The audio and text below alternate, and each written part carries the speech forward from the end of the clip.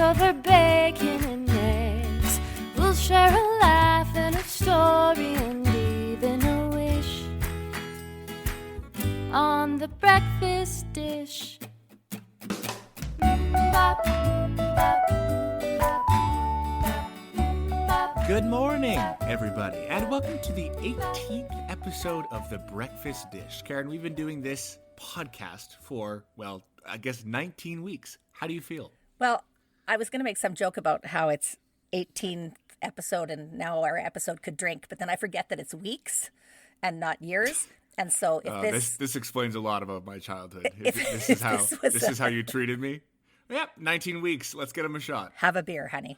If this was a podcast in utero still, it would be like the size of a cigarette butt. And I guess that's the end of the podcast. That's the end of the show. You just described our podcast in utero, so that's it. We can't come back from that. Why? No. I'm doing it's a refresh. It's like a recap. It's like, like flashback to the big days before the podcast. And now we're at our 18th episode. Right. That's true. And again, 19 weeks. That's almost half the year. I know. What are your goals? This normally happens around New Year's, but we'll do it around Halloween this year instead. What are your goals for your podcast year? You and your 3 podcasts. My Halloween resolution is that make sure it's scary. I start to love editing. That's my Halloween resolution. How about you, Griff? What is your Halloween revolution? What's your Halloween resolution? What's my Halloween revolution is to liberate all the pumpkins in the pumpkin patch. My Halloween resolution, however, is to dress as a cat. I didn't have a good ending for that joke. It wasn't really well thought out on my part. You know what was well thought out? I bet you're going to tell me. What's well thought out is the fact that people can find a way to take the art that they normally did live and in person and make it digital, or make it distanted, or make it in some way different, because here we are in the middle of stay away from me times. So lots of people are moving their work online. That's what we do. We feature the people across Canada who are bringing their art online. It does take a lot of planning to go from live to not live, but still kind of live. So I would love to introduce to you Barb Mitchell and Laurie Parente from Occasional Notes Productions. Hello. Thanks for having us. Hello. As well as an amazing composer, Barb Mitchell's brother, Bob Stagg. Hi. This is going to be one of those podcasts where I have to use my background as a teacher of small children and tell you when I want you to talk. We're good about that. Yeah. Sorry. What are you saying? Yeah, I'd love to hear how you're about to compare us to small children. Okay, Laurie. It's everybody. It's Laurie's turn now. Can we all look at Laurie, please? Everybody. Crisscross applesauce, everyone. It's cleanup time. Barb, thrill us all with telling us what Occasional Notes Productions is. Do you want a little bit of history? Yeah, talk about the formation and then where you're at now. Okay, I'll tell you this whole story. Truly, I will maybe make it shorter than it is, but we're... Or you don't have to. Listen, we have no rules here. We're kind of the bad kids of the podcast world. It started out as we're teachers, piano teachers, and my students were kind of starting to get married and were wanting me to play for their weddings. So it started this way, and we were playing on these kind of old church pianos, that were untuned and awful. And we decided that I just said, we've got to play something great. We've got to get better pianos. We've got to play some current contemporary music that they really want. So I was talking to Laurie one day and I said, we should do this. She said, I'll do it with you. So she's a piano player. So we went out and put our music, we bought pianos and sound system all on credit. And we started playing for weddings, which grew after about 8 years, I guess, Laura. It started to grow. We did many, many weddings and beautiful events and, cocktail parties and 2-piano fun stuff. And then we had the opportunity to write a musical for a dance troupe that was going to Disney World. And that's where Laurie always comes in, right here. There you go, Laura. An excellent segue. I'm here. So my daughters were involved in the Italian folk dancers, and they were invited to dance the world in Disney World.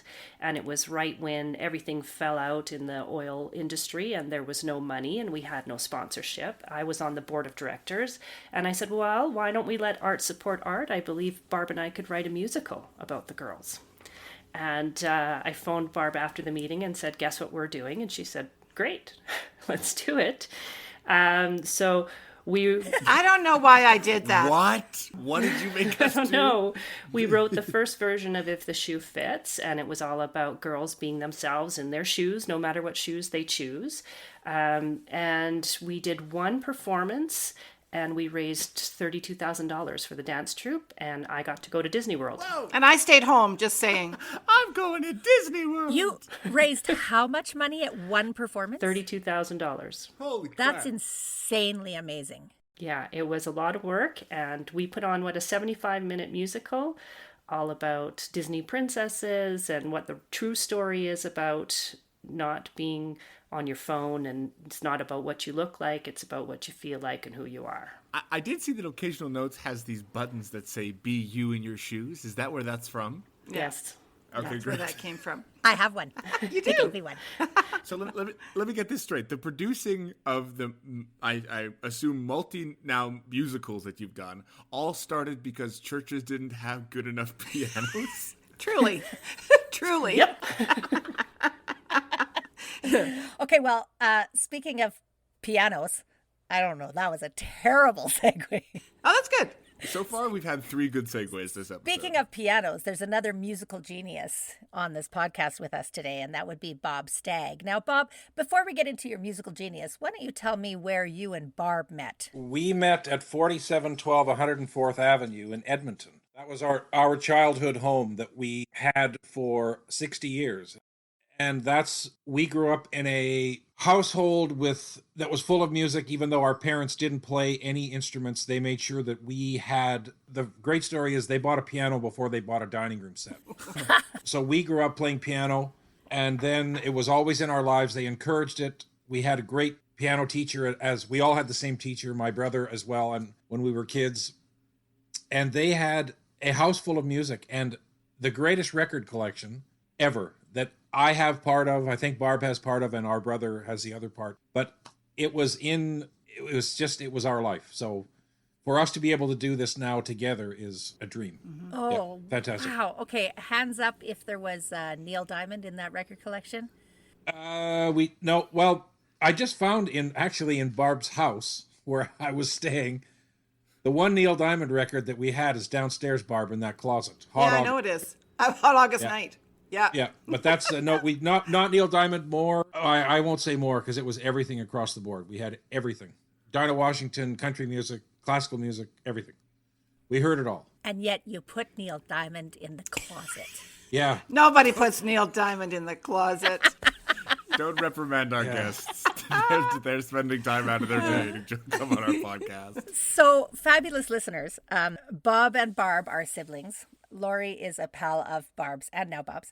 I have another pal named Barb Thorson, who is she's a firecracker of a performer. She was in a show I directed called New Brain. She's amazing. And one day she emailed me and said, you should meet these people because they have this company and I think you guys would work well together. And we met on Barb Thorson's back deck, and all I wanted to do was stay there. And it was right at the beginning of stay away from each other times. And so we were all in masks. We're all really far away from each other. And it was, I think, my second outing out of the house since everything had started. And then I was on the back deck with these hilarious ladies. And the first thing we started talking about was If the Shoe Fits. But then we started talking about Candy Cane Kids, and then we started talking about Zoo Street, and then we started talking, and I went, wait a minute, you have like 9 million musicals that you do together, and where do you perform them? Oh, everywhere, corporate parties. We're at the zoo every year. We do about 6 shows at the zoo a day. I'm like, what? Huh? What? So the force behind this Occasional Notes team is amazing. Can I know how Barb and Laurie met each other? Because it's phenomenal. This is like an opposite Romeo and Juliet, where it's these two musical infused families that joined forces, and then everything was fine. Yeah. And everything worked out good. I want to hear the tete-a-tete, the sword fight in the middle of the Verona streets of how you two met. I think we've told it, 2 billion times, Barb? It's a little bit boring for us, I but have to imagine. We were both working on our degrees for piano, and we were in a student teachers group.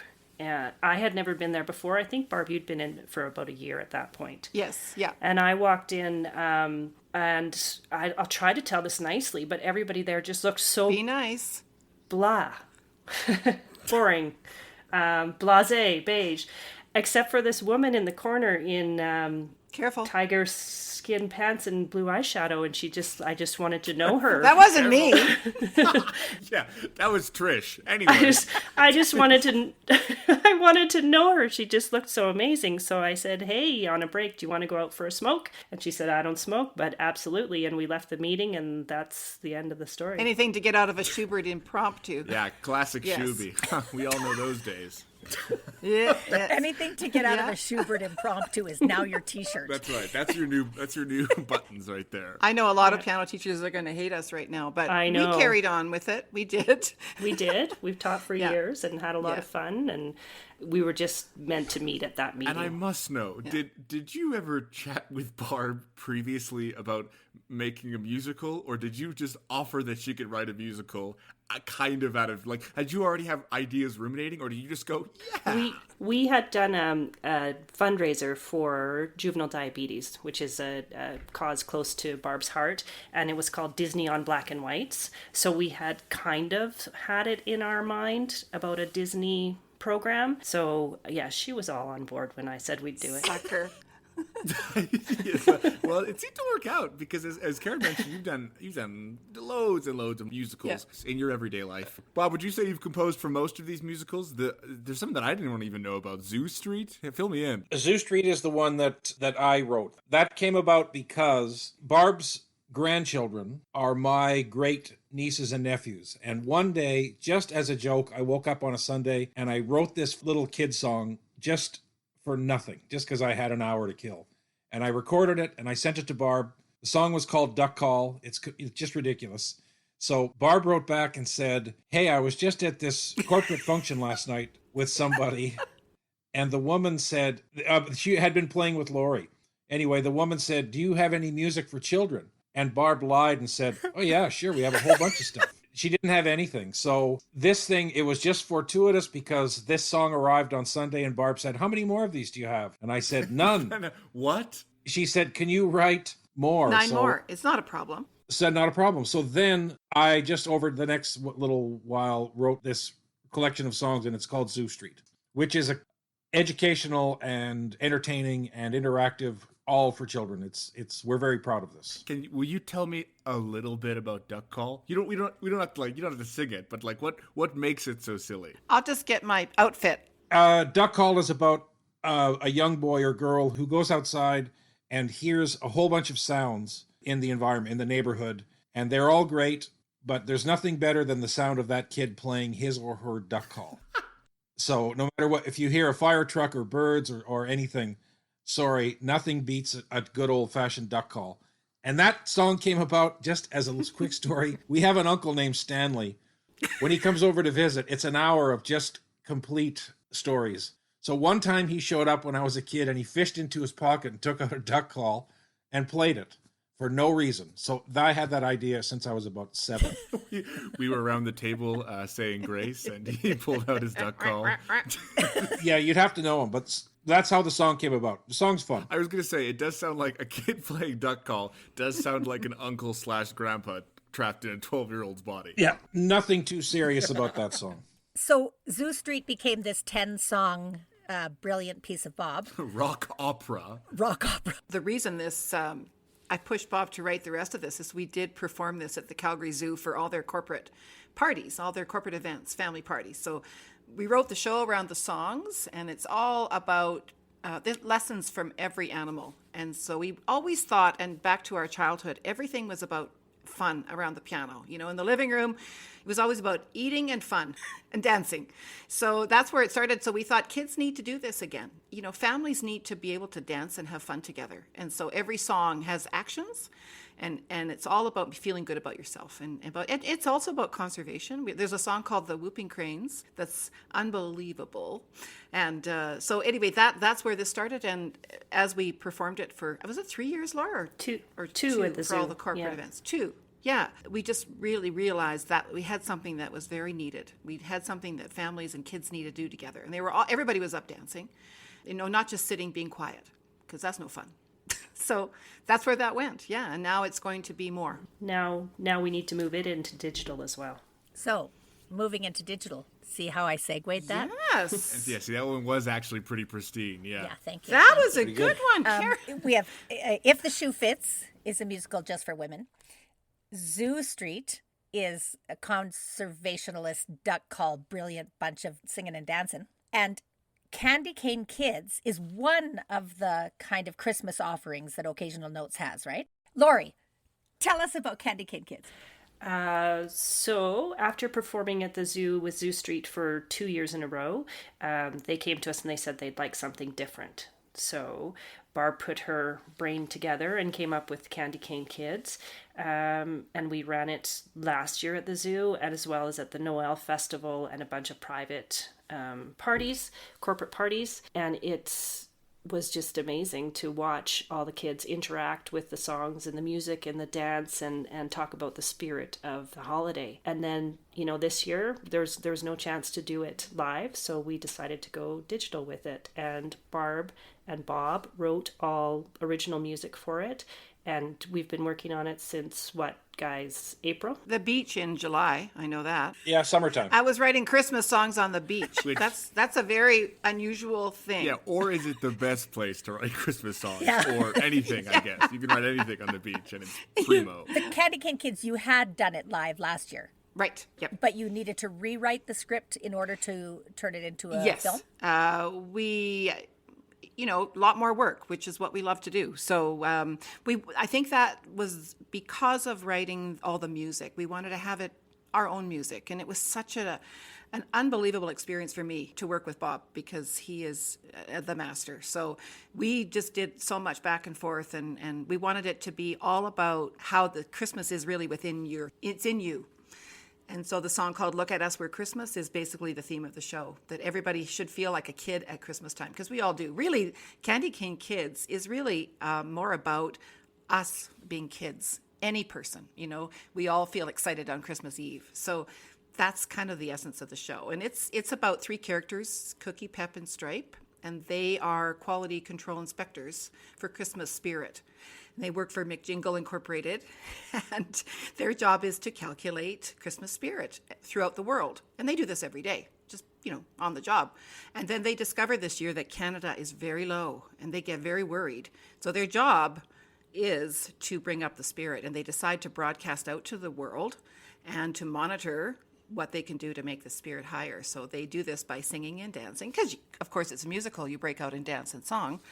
And baking and cheer.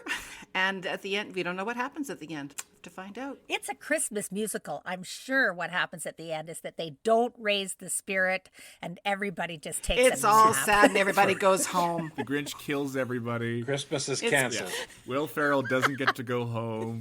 Yeah, it's awful. No. Yep. Bob, you said the first time I met you, you said that your goal was to bring brand new Christmas music into the world. And that was inspired by a family member. Some family member said something. Am I right about that? That's right. Our dad, he always mumbles every time he hears, 12 Days of Christmas or something. He'll say, I don't need to hear this song anymore. He's heard it for long enough. So it's just, it was really great to write some new music, I have to say. We tried to write songs that were, I don't know what the word is, universal, or that had, I don't know. Mass appeal. Kind of, yeah. But it was, and nothing too silly and nothing too, I don't know. We put a lot of work into the music. The work really does show, because all of the songs on Candy Cane Kids are like multiple genres. Yeah. That's one thing we wanted to do too. There's a few kind of rock songs. There's pop songs. There's the Beastie Boys style rap, which is great. There's a drum line. Yeah, that's right. Like a drum corps. Yeah. I think we covered it. We even brought back the bunny hop, because we really want everybody to push the coffee table out, because everybody does that when you dance. Yes. You push your coffee table out and you put your chips and dip out and you put on and you dance and sing. So we have something also for the little tiny 2-3-year-olds. We brought back the bunny hop. So that's one of the songs for the littles, and it's got a really kind of almost like a Hawaiian country sound. Hawaiian. Yeah, it's got, there's disco, there's the twist. So Yeah, we the want, twist. our vision is just, I mean, if our family can do this Christmas Eve, we will. It'll be exactly that. We want to have, aunties and uncles, grandpas, if we can, and kids up dancing and singing. That's the goal. If that happens this year, our job is done. Yeah. Occasional notes. Never forget the bunny hop. That's right. It's a good tagline. My earliest memory of learning to dance or doing any sort of dance is doing the bunny hop at the community hall at the community Christmas party with my dad when I was about 6. That and the butterfly. We used to do the butterfly and the bunny hop, and it was like I'll never, ever forget. So when I heard the bunny hop song, I was just so happy. But let me tell you, in that same number is the reference to the twist. And my favorite line in the entire musical, do you mind if I say it? Go ahead. Go ahead. Don't forget to point that mistletoe. Yeah. Isn't that clever? Yeah. Sorry, I have to go. There's lawyers at my door. Yeah. Well, that makes me happy right there, Karen, that you have a memory because, as I said before, it like opening up an old box of chocolates where you have these favorites and you get to pick through them. And I think if it's a sentimental moment for somebody that's listening or watching, that's what mission accomplished. That says it right there. Oh, that's wonderful. So sentimental. I'm a spoiled little millennial, and I think my earliest memory of learning a dance was the time warp at maybe a community hall dance. My earliest memory of dancing is the thing that you referenced last episode, Mom, is we were somewhere, Florida, Disney World, and my dad put down the hat, and he was like, "Dance, monkey." He said that to me. My father loves me. Anyway. Griffin was dancing to a barbershop quartet singing Disney songs. Oh, really? It was because all I remember is doing that kind of little kid dance where you kind of just freak out, like you're just stepping in different places as fast as you can. Like that's what I remember my first dance being, is just kind of a standing maniac freak out. Yeah. That's how I still dance. I was just going to say that. What's wrong with that? Yeah, it was just I have to think of it as a really fast Charleston. Hysterical. Oh God. Laurie, what was involved in transferring this show from live to digital? What were the easy parts? What were the hardest parts? What were your learning curves? Good questions. I think bringing on the production team was absolutely new to us, because up until now it's just been Barb and I doing everything, and she's been out front taking pictures as the shows go on, and I've been running sound.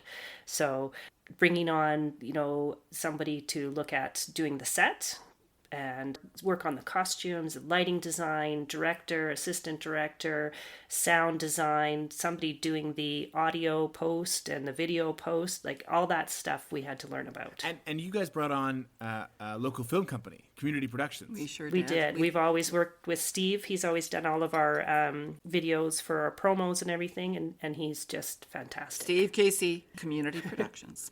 Wonderful company. They're wonderful to work with. Professional.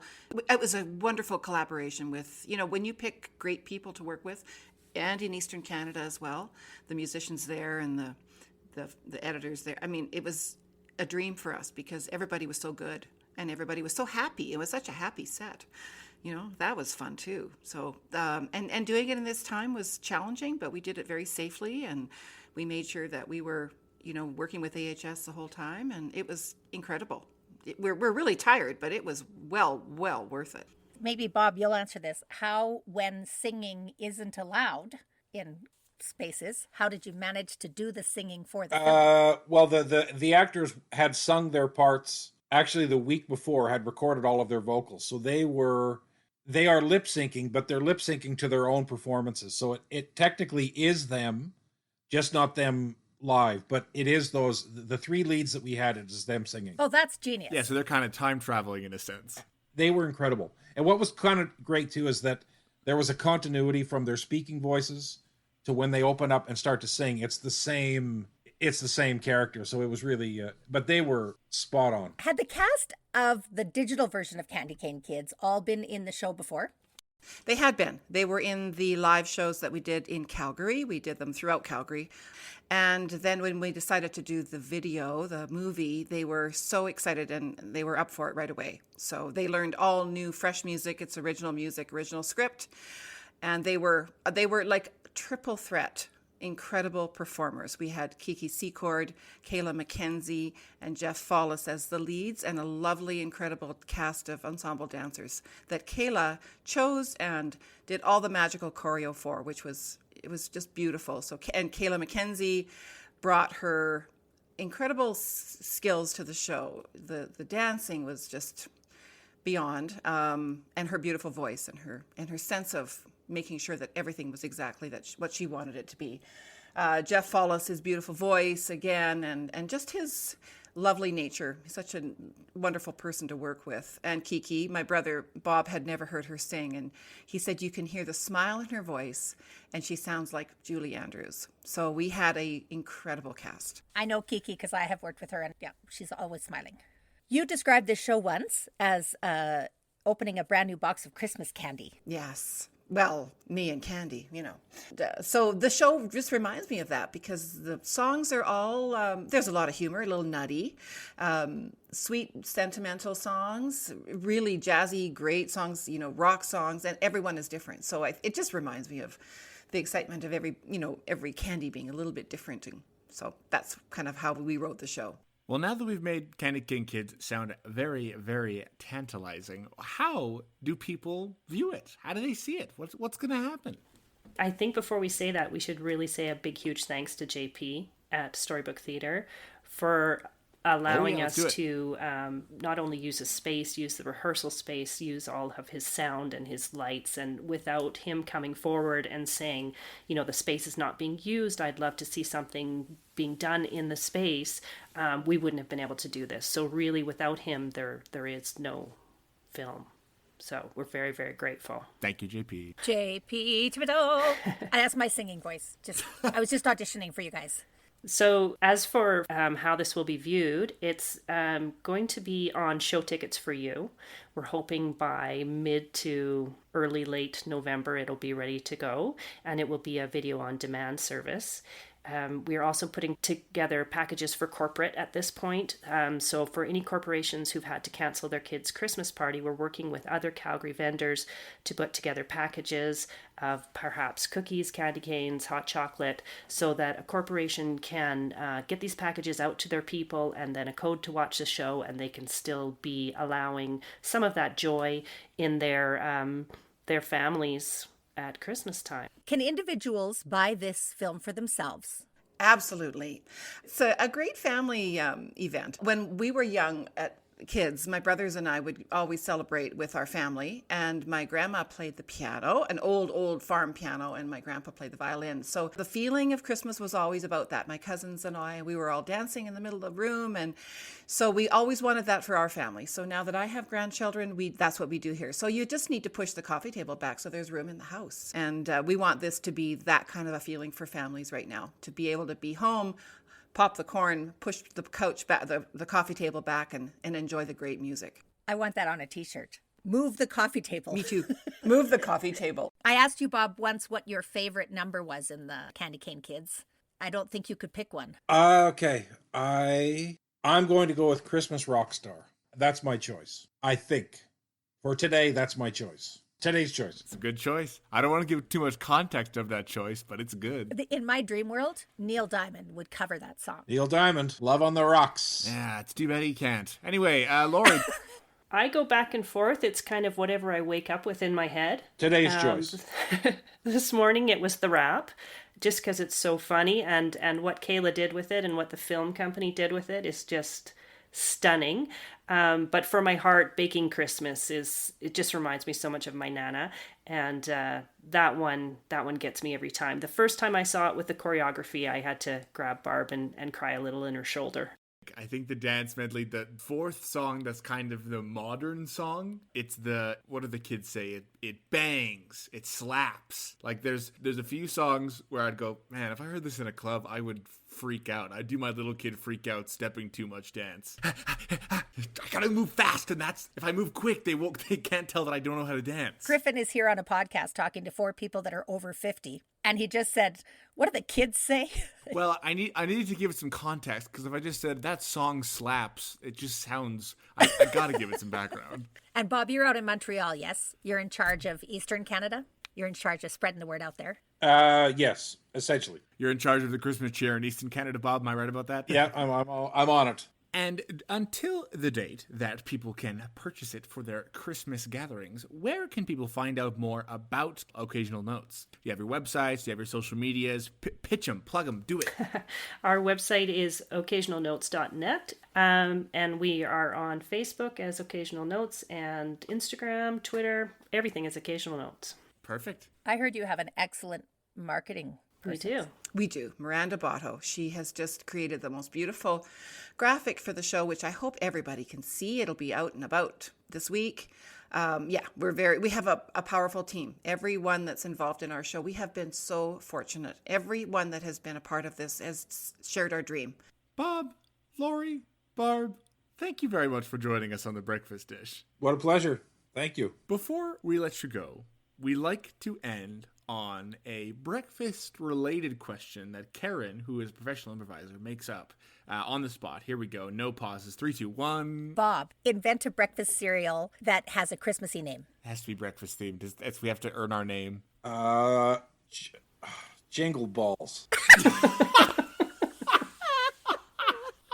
Laurie, if Stripe and Cookie and Pep made breakfast together, what would they end up making? They would make green and red pancakes. Yes, they would. I was wondering if you were going to say jingle balls, Laurie. I really was wondering. And Barb, if there was one Christmassy type food that you could eat every day for the rest of your life for breakfast, what would that be?